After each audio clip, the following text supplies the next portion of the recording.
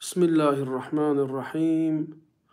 الحمد لله رب العالمين، والصلاة والسلام على نبينا محمد وعلى آله الطيبين الطاهرين وأصحابه غر الميامين. بیننده‌های عزیز، 10 روز دهه اول رمضان پسی سر شد. یعنی این برای ما یک آگاهی هست، تنبیه هست برای ما که این 10 روز رو ما چطور پسی سر کردیم. موافق نقشه‌ای که گذاشته بودیم آیا این 10 را پسی سر کردیم یا نه؟ در این 10 باید چی کارها میکردیم؟ آیا کردیم یا نکردیم؟ یعنی این یک نمود امتحان هست، این یک نمود قلب کنی است که ما تا چی درجه به همین عبادت و همین رمضان خود وفادار بودیم. خب برادران، ما گفتیم که درسای ما، نشستای ما خاراکتری بگویم یادآوری کننده یا اینکه خاراکتری نصیحتی را دارد. بنابراین ما حرکت میکنیم که از این ماه تا میتوانیم خوب استفاده بریم. یعنی هدفی از این نشست فقط ماه رمضان را به خوبی استفاده بردن است. اگر در این دهه خوب عمل کرده باشی، از عملهای خودت راضی باشی برادر عزیز، خب خدا رو شکر کنو، بازم عملت زیاد کن.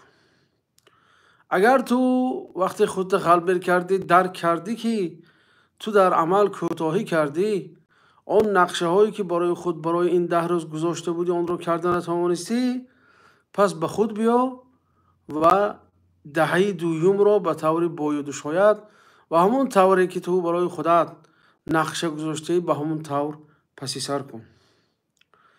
اگر هم که یکی کمتر سستی تو رو گرفته باشد یا ملال خاطره شده باشد، بعضی مثلا نمازهای زیاده که میخوانی وزن این شب پاهات در میکنن، یا اینکه بعد از دیگر افطار کردن دیگر آدم سست میشه، یا اینمو دیگر سستی ها باشه، انسان باید یک چیز همیشه در یاد داره که الله تعالی گفته است که ایاما معدودات، یعنی روزهای برشماری هستند. این ماه رمضان یک چند روزی برشماری هست برادر. الله تعالی گویا که ما رو تذکیر میدهد، ما رو یادآوری میکنه که اینقدر ملال خاطرت نکند، این چند روزک تیز میگذرد میرود. بنابراین باید حرکت کنی که به طور پسی سر کنی که از آن ما راضی باشیم، میگه خداوند. خب دوستان عزیز، چه خیلی که میدونید اونایی که با ما هر شب هستید، همین عبادت، همین نشستایی که ما کرده ایستادیم غالبا اطراف بعض آیت ها می رود. صحبت درباره آیت های می رود که بسیار پند ها دارن، حکمت ها دارن و از آنها می شود چیزایی را آموخت که حیات خود را تغییر داد. چیزایی را آموخت که حیات خود را تغییر داد. خب امروز باز یک چند آیت دیگر رو میگذاریم با شما. آیتی که حالا شروع میکنیم آیتی هست از سوره سجده. الله تعالی میگه که یدبر الامر من السماء الى الارض. خدای هست که تدبیر امور بندگانش رو میکند.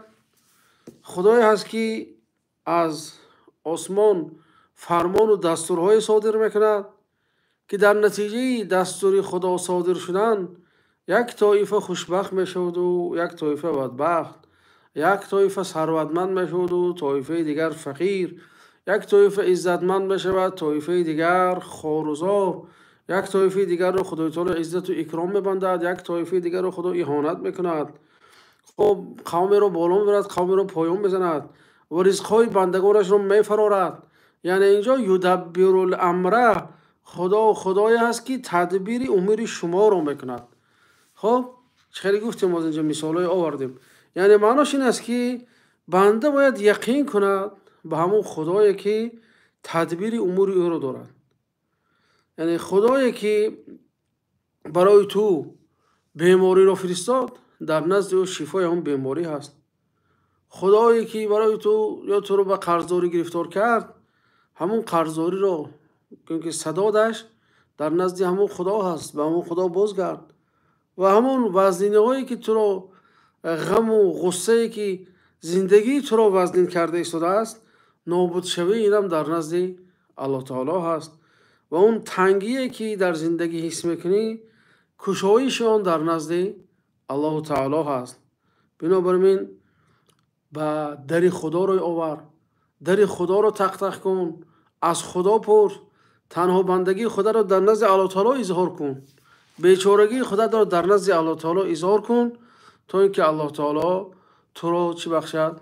کشایش و همین مشکل هایی که بالی سرت آمد از دور کنه. چرا که میگه که یدبر الامر من السماء الى الارض، یعنی که الله از آسمان تدبیر امور زمین را میکنه، تدبیر امور مخلوقاتش میکنه و بالاخص تدبیر امور بندگان خودش را میکنه. خب یعنی اگر میگه یه انسانی کریم باشه، انسانی سخاوتمند باشد، دستگشاده باشد که حاجت مردم رو برآورده میگرداند، پس خدای کریم چگونه حاجت ما رو برآورد؟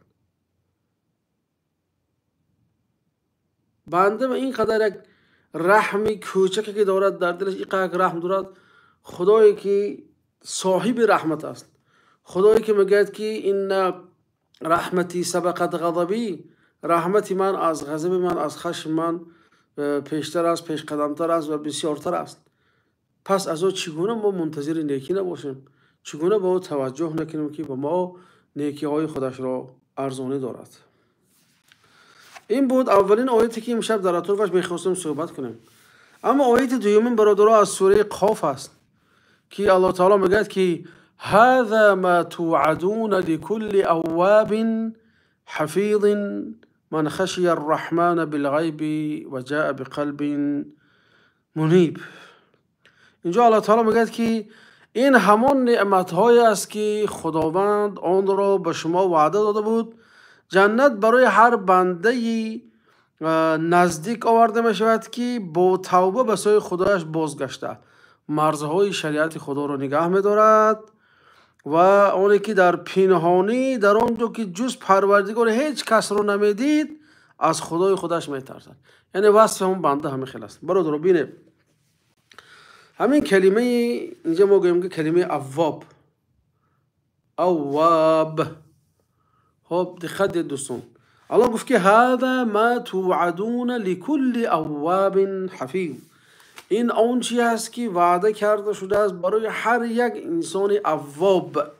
اواب علما در ترجمه گفتن که لغتا صیغه مبالغه بوده، معناش کثیر التوبه الی الله، به خدا بسیار به توبه مراجعت کننده، به خدا بسیار توبه کننده، به خدا بسیار استغفار کننده، به خدا بسیار ناله کننده و فغان کننده و از گناهان خودش پشیمانی اظهار کننده.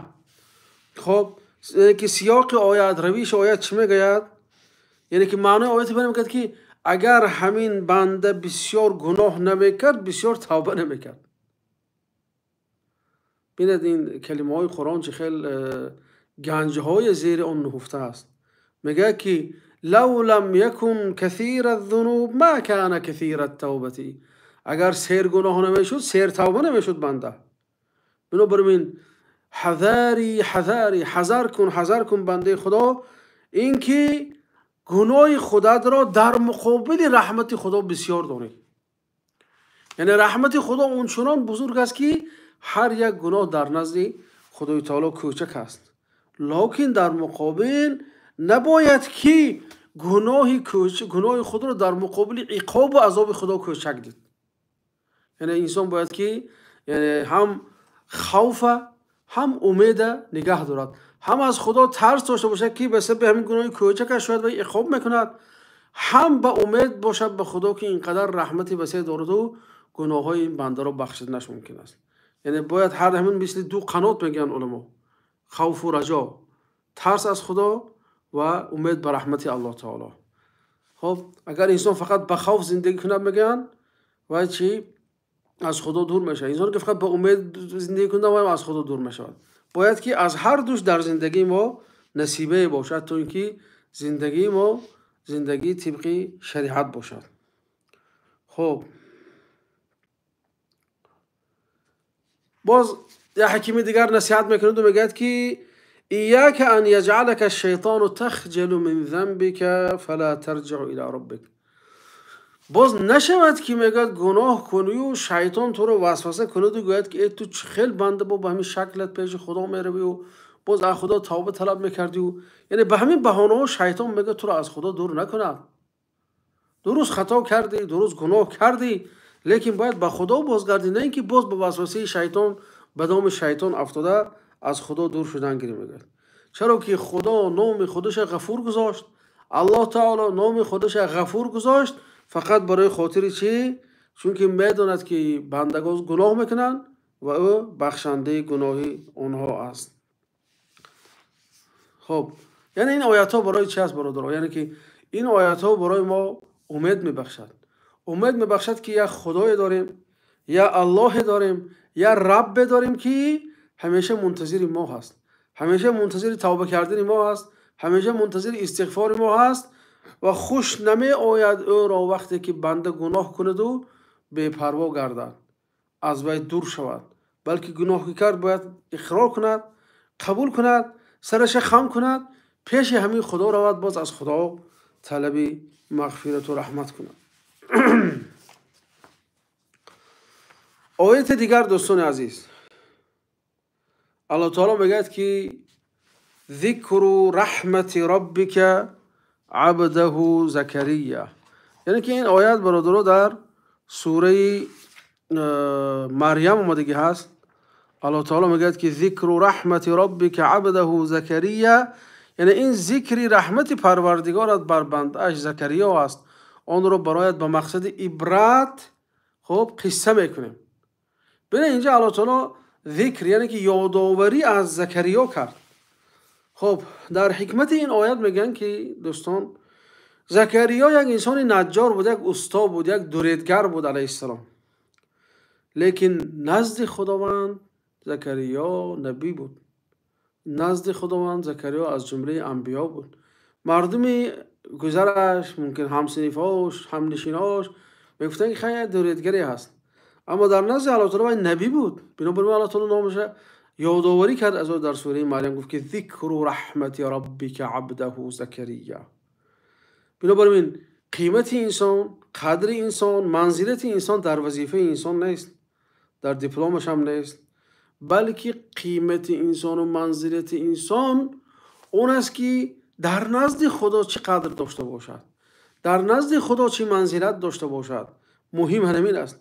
خیلی که در حدیث پیامبر علیه السلام گفتن که ما من نبی الا ورع الغنم، یگان پیغمبر نیست مگر اینکه گوسفند چرانی میکرد، گوسفند بانی میکرد، چوپانی میکرد. تا تو صحابه حیران شده گفتن که پیامبر شما هم این کار کردید؟ پیامبر علیه السلام گفتن که بله، من در مقابل چند قیرات، یعنی که چند قیرات، یک پولی کم، پولی انده که برای اهل مکه، برای قریشی ها چوپانی میکردم. گفتن پیامبر صلی الله علیه و سلم بنابراین انسان نباید که از وظیفه خودش خجالت زده شود. خب نباید که از منصب خودش خجالت زده شود، بلکه مادامی که انسان لقمه حلال میخورد، به مهنت خودش میخورد، حق کسی را نمیخورد، در این حالت انسان باید که به خودش فخر کنه که خداوند به او کسب را داد، خداوند به او کار را داد، وظیفه را داد، منصب را داد که حق کسی را ناخورده زندگی خودش را حلال پیش میبرد. خب این بود این حکمت از این آیتی که گذاشتیم. در آیت دیگر الله تعالی میگه که من عمل صالحا من ذکر او انثى و هو مؤمن فلنحيینه حیاة طیبه. هر شخصی که عملی صالح میکند، چی مرد باشد و چی زن باشد، در حالی که او مؤمن است، ما برای او را زنده میدونیم، زندگی خوب، زندگی خوش. سعید ابن جبیر مفسری بزرگ خداوند رحمت کند میگه که الحیات الطیبه هی ان لا یحوجک الله الى الناس. حیات الطیبه ای که در این آیات آمده است، میگه سعید ابن جبیر، این که خدا تو را همین خیلی زندگی عطا کند که به کسی محتاج نشوی، از کسی احتیاج نداشته باشی، به کسی دست دراز نکنی، از کسی چیز نپرسی، پیشی کسی سرخم نشوی، پیشت رو روی کسی سرخ و سفید نکنی. حیاتا طیبتا یعنی همین است گفت. خب یعنی که شرط حیات طیبه چه بوده است؟ مؤمن بودن است. یعنی که این بهترین تفسیری که در همین آیات آمده است از همین سعید ابن جبیر است. یعنی که حیات طیبه، حیات خوب، این آن نیست که انسان کسل نشود، انسان فقیر نشود، خب انسان صاحب جای منصب شود و آبرو گیرد و این آن، بلکه حیات طیبه این حیاتی است که انسان از تقدیری که الله تعالی به او داده است راضی هست. هر چی باشد راضی می شود که خدایش برای همین نصیب دیده است، خدایش برای همین رزق عطا کرده است، با همون قناعت میکند. لیکن البته حرکت میکند که مولتر کسب کند، لیکن وقتی که کارش برار نگرفت، وقتی کارش پیش نرفت، خشم و غضب نمیکند، ناریضایی از تقدیر الله تعالی بیان نمیکند. خب چون که غضب کردن به همین چیز برادر عزیز این چی هست؟ خود همون حیاتی تنگی، حیاتی ضیق، حیاتی ناشدنی همین است که انسان به تقدیر الله تعالی اعتراض کنه. خب میگن که خودی همین که الله تعالی تو رو به تقدیر داده اش راضی کند، خودی همینه که خدای تعالی تو رو به تقدیر داده اش راضی کند برادر، و تو رو از جمله حمد گوینده ها، چی در حالت تنجوی آرامی و دستگشادی و چی در حالت خوف و خطر و دستتنگی، وقتی انسان خدا را فراموش نکند و خدا را شکرش را بجا بیارد، انمی حیات طیبه است. امیدوارم که توانستم فهمونم برادر. یعنی که اینجا چی گفته شده است؟ حیاتا طیبه، میگه که حیات طیبه همین حیاتی است که انسان در همه حالت خدای خودش را حمد میگه، خدای خودش را شکر میکند و از تقدیر خودش هیچگاه ناراضگی بیان نمیکند. اینو میگه حیاتا طیبه هست. در آیت دیگر میگه که لقد خلقنا الانسان فی احسن تقویم، یعنی انسان را در یک شکلی زیبا یا یکی زیباترین شکل و نمود انسان را آفریدیم میگه. یعنی برادر این زیباترین شکل این است که انسان شکلش خوشرو باشد، یعنی که شکل هر انسان، یا اینکه مثلا چشمای کبود و چشمای عسلی زیبا داشته باشد، یا موهای جنگله، یا اینکه موهای زرد و هر خیلی موهی که هر انسان و هر خیلی چیزه چی میکنن برای خودشون همچون معیار قرار میدن در خوشرویی زیبایی. بلکه الله تعالی گفت که فی احسن تقویم، این گفت یک جسدی معجزه به انسان عطا کرده. فهمیده؟ یک جسدی دادیم که وای معجزه هست. میگه جمال هم برادر و زیبایی هم مثل رزق است. خدای تعالی به حکمت خودش بین مردم هر خیلی تقسیم کرده است. مثلا برای لقمان حکیم، وقتی لقمان حکیم میگم ذهن شما کی میاد؟ یعنی که یک انسانی با صلواتی میشه سالدار و یا رشدار خیلی، که اصلا لقمان حکیم انسانی سیاه پوست بود از نوبه. یا مثلا بلال حبشی میگم، همه میدونم که از حبشستان است و مثلا اهل حبش خیلی شکل دارن برادر. خب این چنین ببینیم که همین چیز برای بلال یگان ضرر کرد یا برای لقمان حکیم ضرر داره. لقمان الله تعالی نامش در قرآن آورده است، مثلا اذ قال لقمان لابنه. لیکن مثلا شاید چقدر انسان‌های زیبایی بودن، شاید در روم و در گویم که یونان و این طرف و اون طرف، لیکن کسی از اونها نامش نامده است. مهم چی است؟ منزلت انسان در نزد الله تعالی هست. خب مادامی که انسان زیبا باشه، دلش افلاس باشه، دلش بی‌ناک باشه، چی فایده داره از خوشنودی و انسان براش؟ بنابراین از شکل و هیئت انسان نباید خندید و به شکل و هیئت انسان دیده به انسان نباید بها داد. خب یعنی که اگر هم که انسان همون مخلوق معقولش نباشد، اقلا آداب و اسلوبت با خدایی که همین انسان آفریده است رعایت کن. خدا همون انسان به همین شکل آفریده است. تو چی حق داره که به آفریده خدا این خیلی نگاه کنی؟ انسان چی حق داره که آفریده خدا رو تحقیر و مسخره کنه؟ معقول نیست. خب میکنیم ما یادتون باشه شبای پیش چند بار درباره همین زبان گفت زدیم که از اکثر گناه ها همین زبان میشود. همون مثلا شکلش معقول نیست، یکون رنگش معقول نیست، موش معقول نیست، پایش معقول نیست. انسان باید دانش نگاه دارد، با خدای خودش ادب و اسلوب رو رعایت کنه.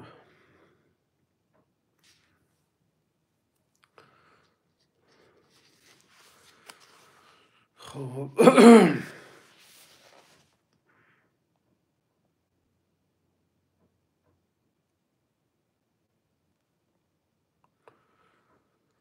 آیت دیگر درباره نوح علیه السلام است که الله تعالی میگه که وقتی قصه نوح نقل میکنه میگه که و ما آمن معه الا قلیل، و همراه نوح علیه السلام ایمان نیاورد مگر یک گروه کم و یک گروه کوچک.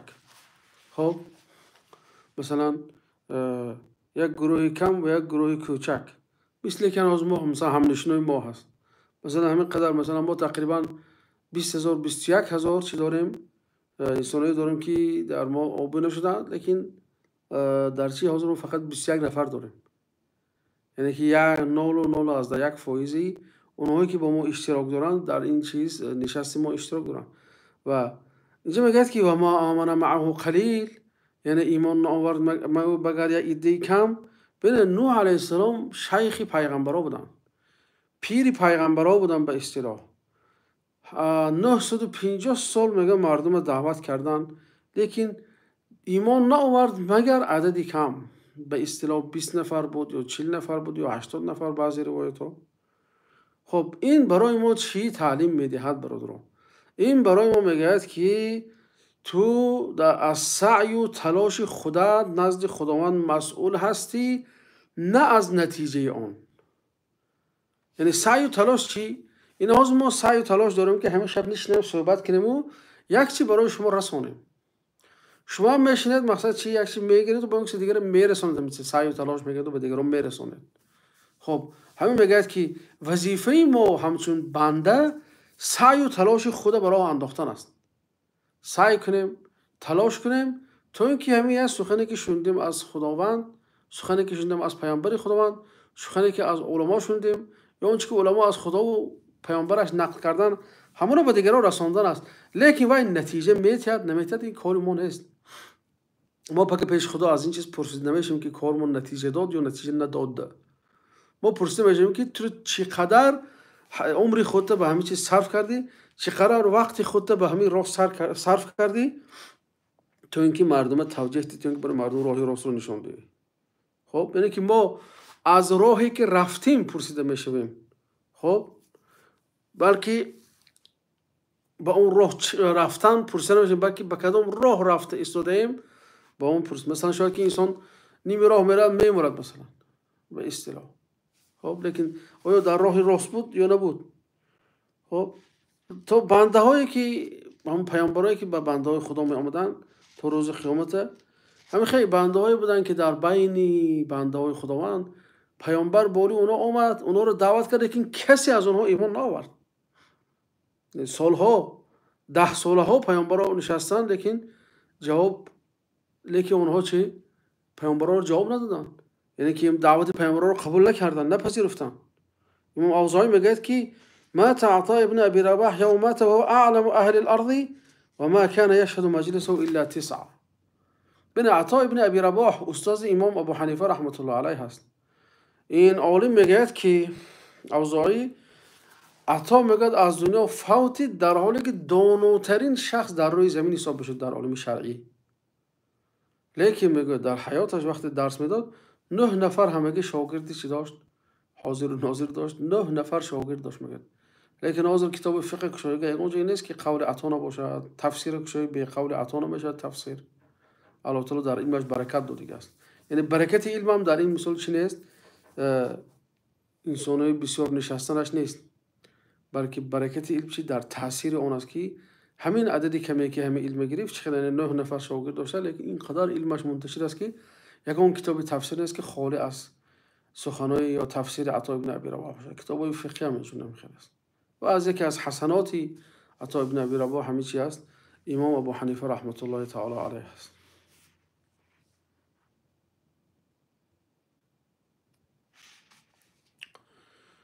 خب یعنی خلاصه چی بوده است؟ و ما امر معه الا قلیل، با ما تعلیم میدهد که ما در فکری چی باشیم برادرها؟ در فکری سعی و تلاش خود باشیم، نه در فکری نتیجه آن، چون نتیجه را الله تعالی میدهد. ما باید که برای راست رویم، اون طرفش از الله تعالی هست. با همین معنا نزدیک همین آیت ادعو الی سبیل ربک بالحکمت والموعظه الحسنه، یعنی دعوت کن به سوی خدای خودت با حکمت و موعظه نیک و حسن. خب هر قدر که تو در راه درست باشی و دیگه طرف خطا باشد، هر قدر که تو در هدایت باشی و دیگه قدر در گمراهی باشد، خب اخلاق و آداب اول میستد. درست است مثلا بعضی فرقه های گمراه مثلا به عصبی انسان میرسند، گپ های دروغ میگویند، تهمت میبندند به پیغمبر و به قرآن و به دیگر و دیگر، لیکن انسان نباید که عصبی شود، اخلاق خودش باید نگه دارد و اخلاق قرآنی خودش نشان دهد. مثلا بره مالک ابن دینار میگه که دوست به خانه مالک ابن دینار درآمد، هیچ نیافت، میگه خونش کرده، میگه که مالک او رو ندا کرد، گفت که خیلی تو گفت از دنیا هیچ نیافت، گفت خانه من، گفت اینجا بیا، من گفت کمتر از در آخرت تو نصیحت کنم، در برای آخرت گپ زنم. میگه دوست میگه خب بیا گپ زن. گفت شیخ مالک ابن دینار، مالک گفت کی را؟ گفت طهارت کن، 2 رکعت نماز خون، اینجا بیا. گفت بعد میگه دوست رفت و 2 رکعت طهارت کرد، 2 رکعت نماز خواند و اومد نزد مالک ابن دینار نشست. این برای دزدی اومده بود اصلا. خب بعد میگه مسجد رفت، مالک میگه که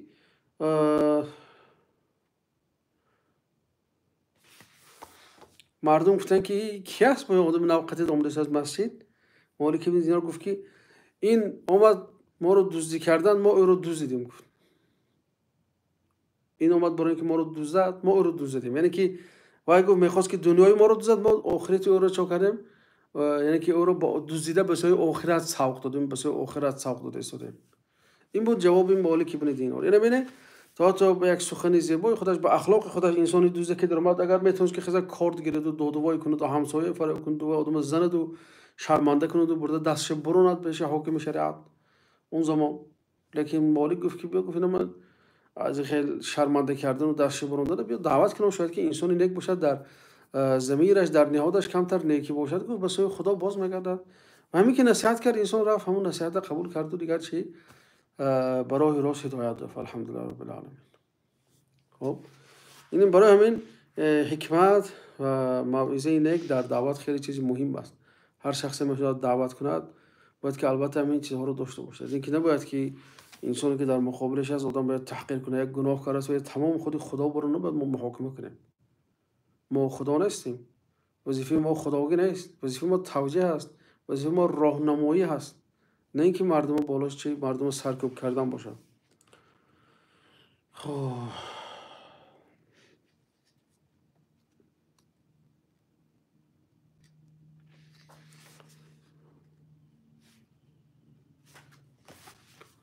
خب برادران،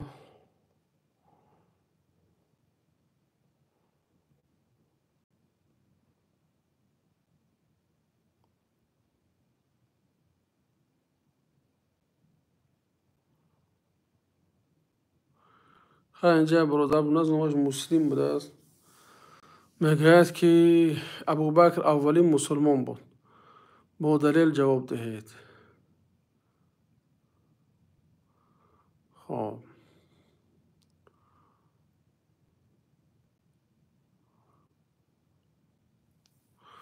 یا آدم دیگه است که من سوال دارم جواب ده، فقط در بامداد دیر میکنم، بین سحر خوراک بخونم بامداد میشه و وقتش نآمده باشد چیم قضا شدنش. نمیشه برادر وقتی نماز ندارد. این یکی از فرضای شرطای نماز این است که باید که دخولی وقت باشد، وقت داخلش باشد تا اینکه آدم نمازش خونده. وقت داخل نشته باشد چه تو نماز بامداد میخونی برادر؟ قضا کمتر منتظر شو. این دیده که ما در واقع صحبت کردیم که مثلا آخرت از انسان باید که برای آخرت خودش جان فدا باشد، آخرت خودش اول پیش گیرد از همه چیز، از دنیای خودش. برامون برادر عزیز حرکت کن که بامداد ترک نکنید، چون که بامداد ترک کردن گناهش خیلی گناهی وزنی است از دیگر نمازها. دیده مثلا پیامبرم مثلا گفتن که این علامت های نفاق همین است که انسان نماز بامداد نادیده میگیره. ها این برادر مسلم سوال درست از اون با چند شیوه سوال درست که همین سه در ارتباط صحبت کنیم. بینه برادر این چیزی که ما دعوت میکنیم این دین است. ما در اطراف شخصیت ها دور نمیزنیم. مثلا شخصیت محوری نداریم ما در اسلام. ما شخصیت محوری نداریم. خب یعنی که با مثلا مثلا درباره ابوبکر رضی الله تعالی عنه مثلا هیچی ندانم، برای آخرت ما یگان ضرر دارد؟ هیچ ضرر ندارد. درباره علی هیچی ندانم، برای من ضرر دارد؟ هیچ ضرر ندارد. چون دین من فقط چی میگه؟ خدا رو پرستش کن، محمد علیه السلام رو پنج پیغمبر بدون و آخرت دون که در آخرت حساب کتاب میشه. اینا سه تا اصل دین داریم برادر. بنابراین ابوبکر ایمان آورد اول یا علی ایمان، چی فایده داره برای تو کدام اینا اول ایمان آوردن؟ یعنی این مسئله است که تو در قبر پرسیده میشوی یا در آخرت پرسیده میشوی، یا اینکه این مسئله اگر تو ندانستی یا خطا جواب دادی برای تو دوزخ هست. یعنی که چی جایی کشمکش هست؟ همین چیز چی جایی کشمکش داره برادر؟ باز من گفتم که ابوبکر، تو میگه که نه علی، یا همین فلان میگه که نه خدیجه بود. چه فایده است که کدام اینا اول اسلام آوردن؟ یگان اونا رو از دیگر انسان‌ها یگان خصوصیت میداد برای اونا. درست است سابقون خدای تعالی در قرآن تعریف کرد و سابقون الاولون، لیکن سابقون رو الله تعالی به صيغه جمع آورد و یک نفر نگفته. سابقون که پیش دستی کردن در اسلام. این مثلا عددی مثلا جمع از 3 سر میشه، اون طرفش چند قدر دیگر. یک این است. دویمش برادر، وقتی که پیامبر شدن علی 9 ساله بود یا 10 ساله بود مثلا فرضاً. ابوبکر قریب همسن پیامبر بود. ابوبکر مرد از پیامبر 2 سال فرق میکرد.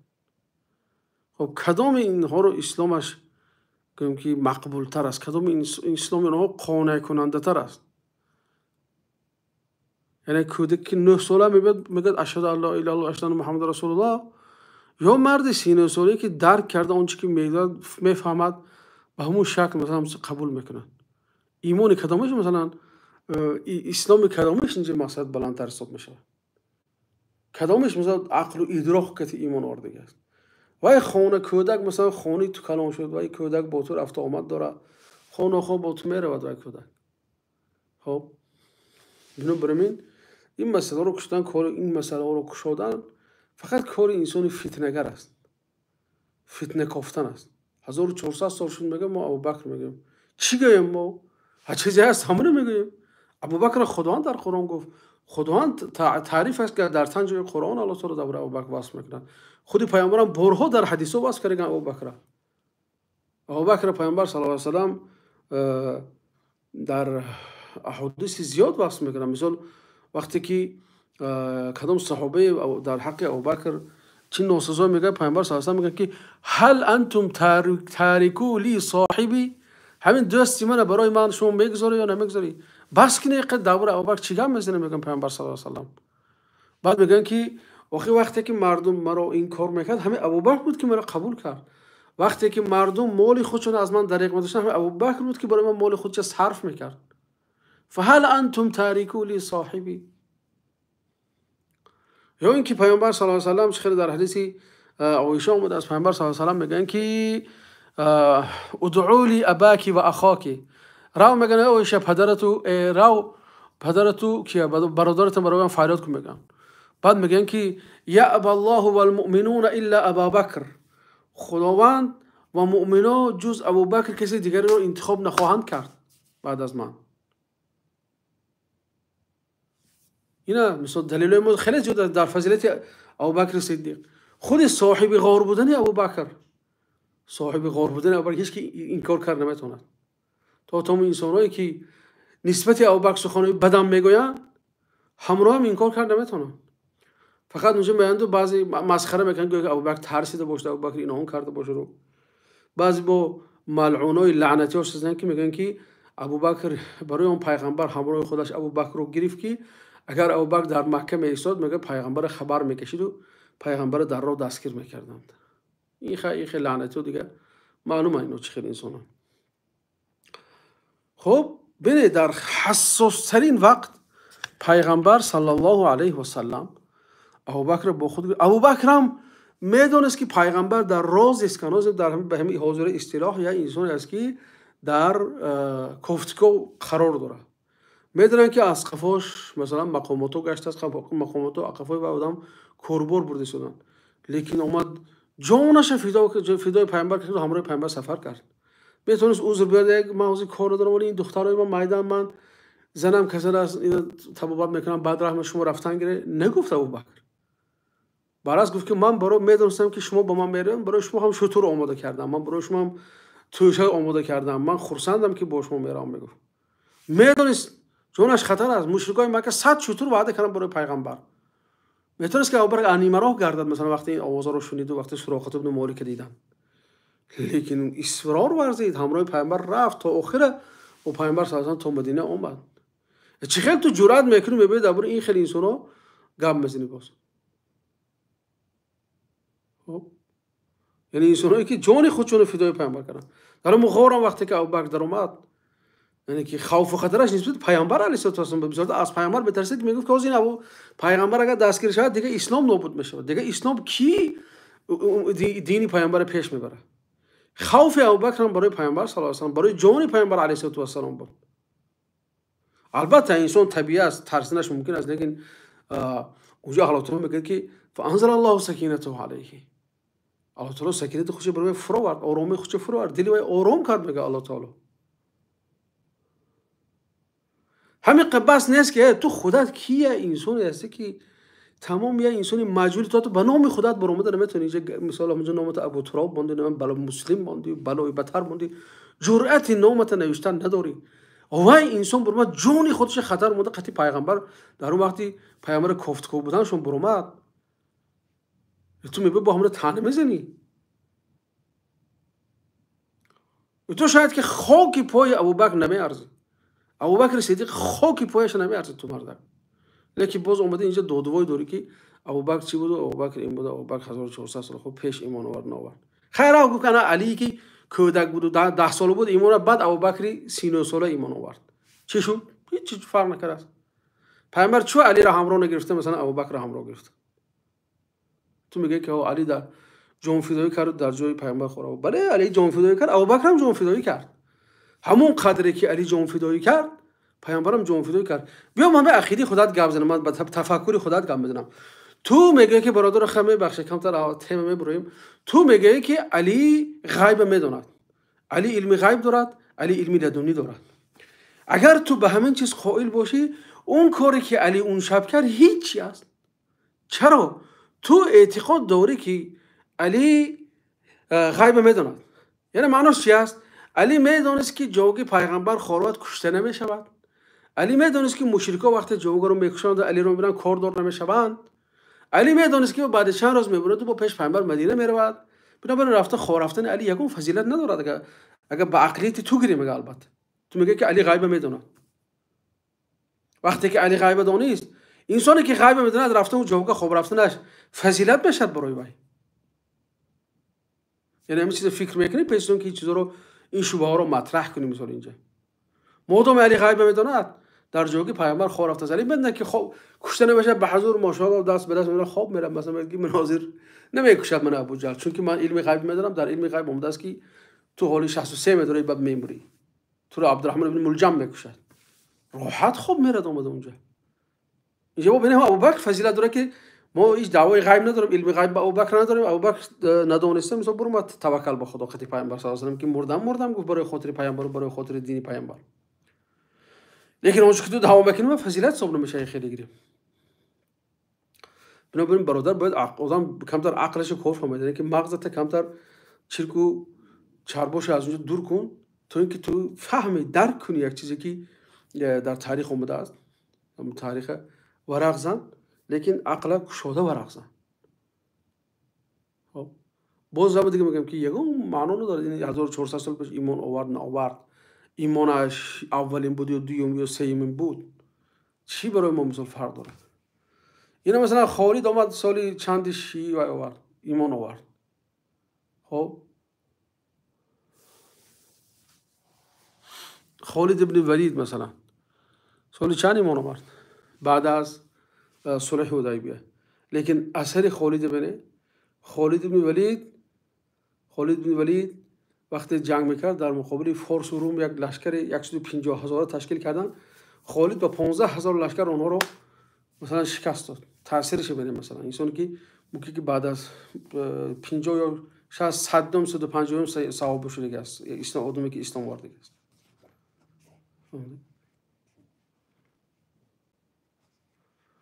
خب برای همین برادرها، خب که نومد دیگه برای ما مهم نیست برادر، نومد برای ما مهم نیست. ما کسی در یک اونجا دعوا نکرده است که قرآن گفته است که ابوبکر یکمین مسلمان است یا علی یکمین مسلمان است. این هیچ کم اثبات کرده نمیتونه برادرها، هیچ کس این انسان اثبات کرده نمیتونه که این یکمین مسلمان است یا که دهمین مسلمان است. خب با قرآن هیچ کس اثبات، چون که این چیز برای ما هیچ معنا نداره. در مسلمانی یگان معنا داره پیش دستی کردن یک دیگر. عملش چقدر در پیشروی اسلام تاثیر میگذاره، اون چه چیزی مهم است. شما باشه فقط همین فضیلت روشن میکنید، فضیلت‌های بودوی نبوده، به هر فضیلت که برای هر صحابی هر پیغمبر باشه میانه حرکت میکنن به همین علی ابن ابی طالب رضی الله تعالی عنه چسبونند و یعنی که علی اعظم بالا گیرند و اینا. خب همین از برادرها. مایل دیگه اگر خواهی که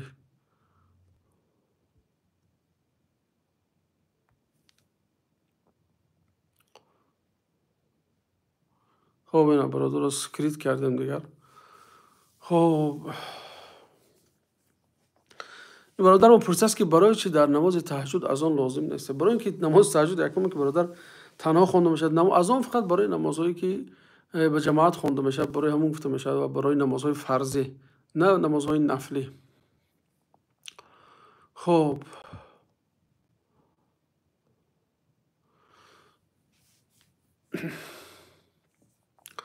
این برادر رو میپرسه که در مسجد نماز میخونم لیکن امام تهجدش سست است، چیکار کنیم برادر؟ تهجدش سست باشد، اقلا اگر همین سوره الحمد به غلط باشد و سوره فاتحه رو درست خواندن داخل از قفاش نماز خوانید بشود ان شاء الله، باکی نداره. خب در مسائل تفویض و تجسیم یک روشن اندازه دهی. این مسئله برادر خیلی مسئله چقدر از دور و دراز است. خب به این مسئله به فکر من اگر چی نشوه خوب است، خودتون مشغول نکنه خوبتر از برادر عزیز. این مسئله فرعی شاخه های مسئله های مثلا عقیدوی هست، چیزی است که انسان از این چیز در آخرت پرسیده نمی شود. برای همین اینقدر خودتون به این سوار نکنم برادر عزیز. خب کتاب شیخین نخوندم میگه اینجا. یا برادر مختص که همین نماز با 4 سوره خوندن ممکن است. بله البته هر یک رکعت تو یک سوره میخونیم برادر. اگر همون تکرار به تکرار خوندن گیرم باکه ندارد ان شاء الله نمازت درست است برادر عزیز. خب 100 سال شوی. سوال دارم فقط در بامداد دیر نخواهی این سوالش بفکران جواب دادیم برادر. خب بینه برادر همین این برادر ما سوزندوره پرسیدن که آیا میشکند یا نه. سوزندارو برادر اگر در وقت سوزندارو گلوکوز نباشه، چیزی قوت دهنده برای انسان نباشه دیگر و سوزندارو استفاده برش ممکن است، لیکن اگر گلوکوز باشد یا اینکه اون انسان قوت میده که چیزا باشد، سوزندارو در این حالت روزی انسان رو میشکند، چون که اون قوتی که میتیاد اون که اون گلوکوزی که مونده میشه به جای طعام حساب میشه، برای حساب میشود، برای همین روزی انسان رو میشکنه. هم به نگاه کنه که وای سوزندارو از چی ترکیب یافته است، بعد با همین نوع کار فتوا میشه. خب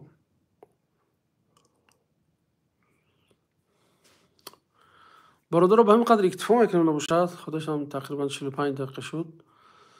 خب باز روز آینده انشاءالله دوام میتیم درباره همین آیات ها.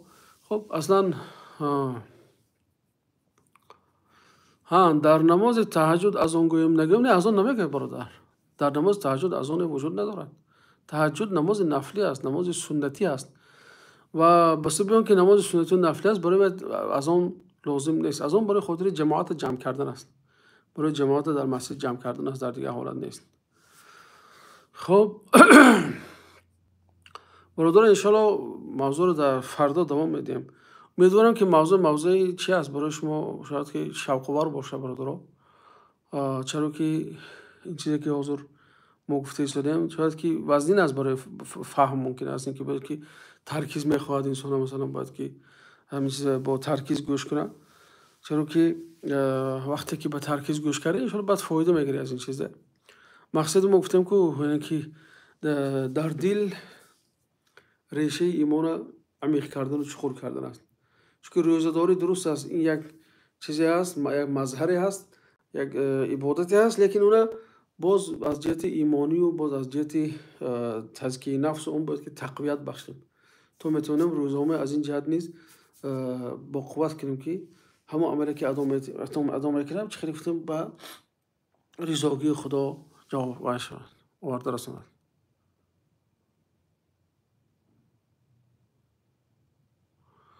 آموزش شریعت مصلحت دید برادر، از چی باید شروع کنیم؟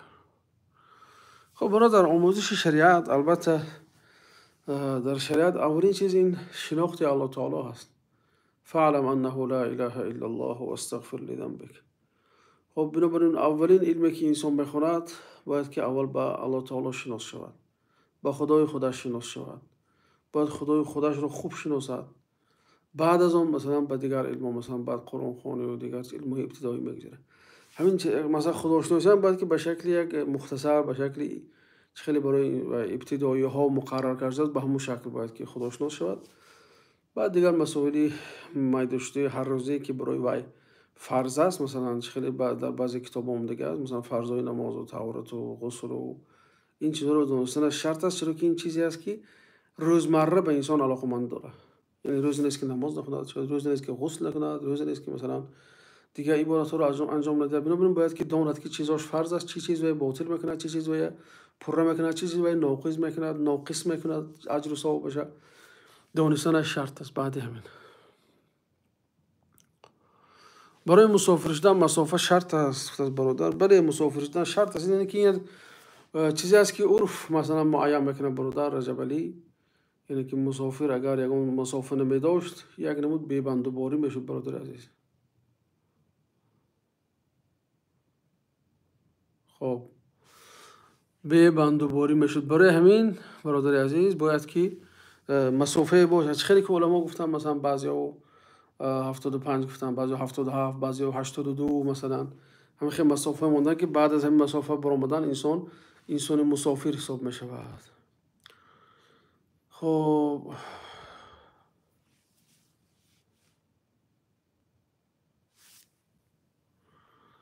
این برادر مفتی هستن که در مسجدی که تنها جمعه خوانده می شود آیا ممکن است که دیگر برادرها در همسایگی مسجد تراویح را عدل نخوانند، در مسجد هم تراویح میخوانند؟ ممکن هست.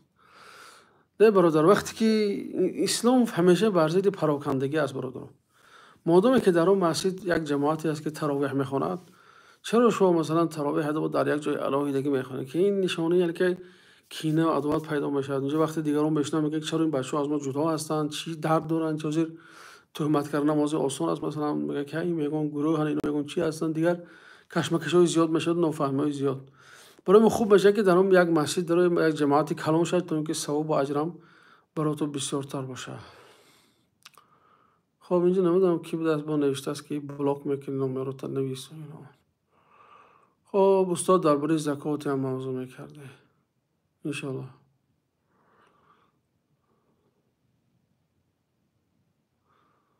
خب اینجا درست است، اینا همه خیلی حاضر برآمدگی از این نفر میدونیم اتون. شاید اکثرتون که همه خیلی شبه افغانیست از اوسان ها خونده است، از نسبتی صحابه های نسبتی پیغمبر های نسبتی هر کی مثلا اوسان های زیاد خونده شده است. در حقیقت انسان افسانه میفورد که مثلا چیزی حقیقت کم انسان هستن که حقیقت درک میکنن، لیکن افسانه وقتی که شد دیگه همه دوست می‌دارد افسانه رو. بنابراین شاید که یه انسانی که نیسوزه متأثر به همون افسانه های همون شخص است که هر روز شب و روز اونجا برآمده افسانه میخواند برای مردم و مردم خیلی که مردم گرنگ باشن یا چیزی نمیفهمن مردم باز آمده گفته که شما مردم گرنگ حس کرده، یعنی که بین یک چیزهای مثلا نقل میکنن که در حقیقت خنده انسان میآید، یعنی به درجه در کجای قرآن میگه فضیلت ابوبکر اومده است. مثلا در سوره توبه اومده است، مثلا سوره توبه که شو الا تنصروه فقد نصره الله اذ اخرجه الذين كفروا ثاني اثنين اذ هما في الغار، همون آیت غاره که میگن مثلا چی میگه برای این آیت؟ مثلا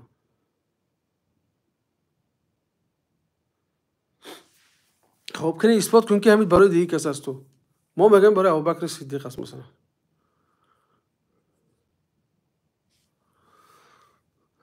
خب درست است، یعنی که اصلا این سوالا رو دادن شاید انسان راحت بشه که همین چیزایی که شده تاثیر داره، ناراحت شده ایستادن، دروغ اونها کشف شده ایستاده است. اصلا بگم که همین دروغ کشف شده ایستاده است، ناراحت هستند و میخواین که ما رو در همین مثلا چی گیم مجلس رمضانی ما رو مشغول کنن به همین چیزای خلافی که دارند و میخوان که مردم را رحم زنانند و اینو. یعنی ببین همین یک چیزی عادی از اینقدر از انسان عقلی زیاد هم نمیخواد. ببینه که وقتی که یک کس میبودو یک انسان خواستگاری کردن میشود، وقتی که خواستگاری کردن میشود حرکت میکند که از یک عائله برای خودش خواستگاری کنه که از وی چی برای خودش یک فرزندای نیک بیارد، همون عائله نام نیک داشته باشد تا اینکه یک از وی طعنه نزند.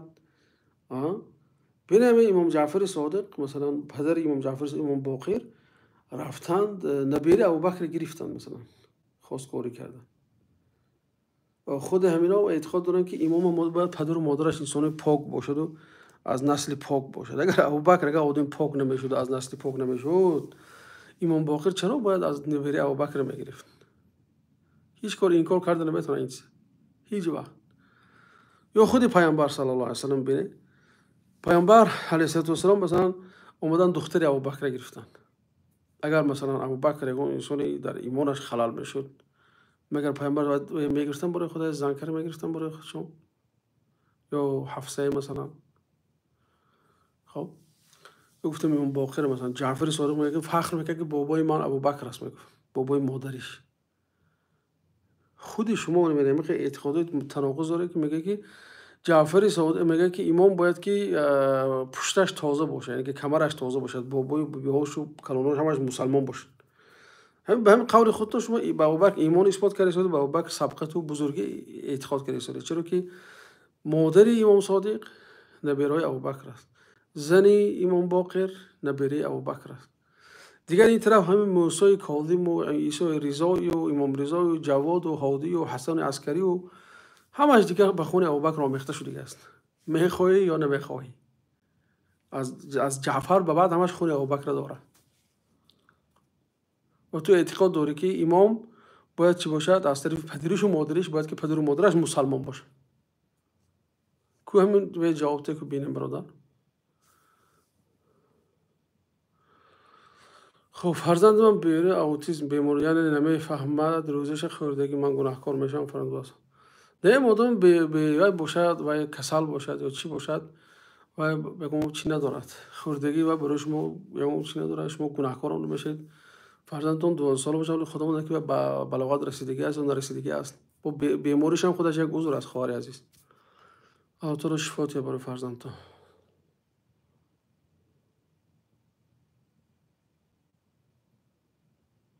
خب در نماز قصر میگه سنت جایز است یا نیست؟ برادر وقتی که نماز قصر میخونید سنت اختیاری میشود، خواهید میخونید نخواهید نمیخونید. بعضی علما گفتن که میخوند، بعضی دیگر گفتن که نمیخوند، چون که گفتن وقتی فرض که قصر شد و کوتاه شد دیگر سنت ساقط میشود. بعضی گفتن که فرض هم که ساقط شد دیگه سنت اگه خواهی خونده میتونی، یعنی که تو مجبوری نمیگم خون، لیکن خونی هم باقی نداره سنت، چون که پیامبر بالای همون شطورشون سنت ها رو نفل خودشون رو میخوندن. خب برادر عمل. سوالتون نفهمیدم. عمل و اراده نسبت الله. این برادر ما چی است؟ نامش ابوبکر من درم از اینجا بخیر معلوم است که به چه سبب درم دیگه است. دیگه به فکرم چی نیست. همین سوالی امام صادق من فردا رو فکر کن با شیخات و پیرات و پرسیدی با که همین امام صادق آیا خونشان حرام شده از یا نه بعد که به نبیره ابوبکر مثلا خونه داشتن امام باقر پسرشان صادق خونش تازه است یا نیست؟ از جهت شرع خونی ابوبکر اگر شما نامسلمان دونه خون ابوبکر باقر خاندان نبوت است خون هر دوش آمیخته شد چه شد؟ خب این همه خیلی برادر. خب دیگر جواب نمیتونم فرصتمون تمام شد دوستا. تو فردا انشاءالله خداوند نگهبانتون باشد. اگر یگان چیز باشه برادر میتونید در کامنت ها اعلام بکنید. اگر یگان پیشنهاد باشه خصوصا اگر موضوع خواهی که فلان موضوع رو اختیار کنیم بشه که در اطراف موضوع هم صحبت کنیم. مثلا از ما آزادیم از هر کجا آیات رو گرفته در اطرافش بعضی حکمت ها یا چی علما رو ورس قول علما رو وارد شدیم. لیکن اگر شما مثلا اگر اکثریت گوید که نه این موضوع موزیک شده ایستادن میشه که یگان موضوع معین اگر چی کنه بشه که در اطراف یگان موضوع معین که یگان سوری معین گوید در اطراف سوری معین مثلا میگیریم تفسیر میکنیم رفت اگر وزبینی کارسته باشد. خب شبای خوش برادرو. التماسی دعا. خداوند نگهبانتون بود. السلام علیکم و رحمت الله و برکاته.